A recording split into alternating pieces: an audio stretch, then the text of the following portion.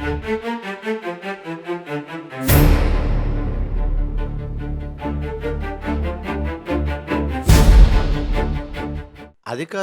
ఏదైనా ఒక అసౌకర్యాన్ని నియంత్రించలేకపోతే అది వారి చేతగానితనంగానే చెప్పుకోవచ్చు.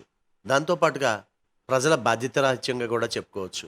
మేము ఇప్పటికి సుమారు 4 సార్లు మిడి వేస్ట్ ఆవకాలంలో వేస్తున్నారు, జాగ్రత్త చూసుకోండి అని చెప్పి ఎప్పటికప్పుడే హెచ్చరిస్తూనే ఉన్నాం. కానీ ఏ ఒక్కరు దీన్ని పట్టించుకోవట్లేదు. ముఖ్యంగా అధికారులు.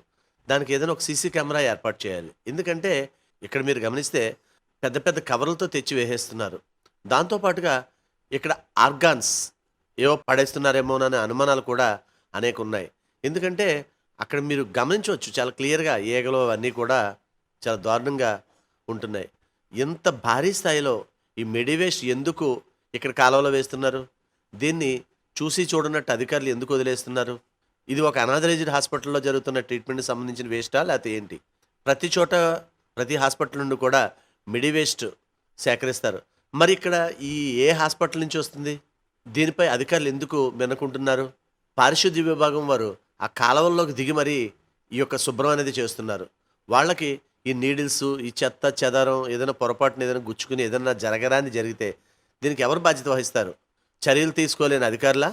బాధ్యత లేకుండా మిడి వేస్ట్ అక్కడ ఏస్తున్న ఆ పనికిమాల బ్యాచా? తిట్టడం నాకు సరదా కాదు సార్.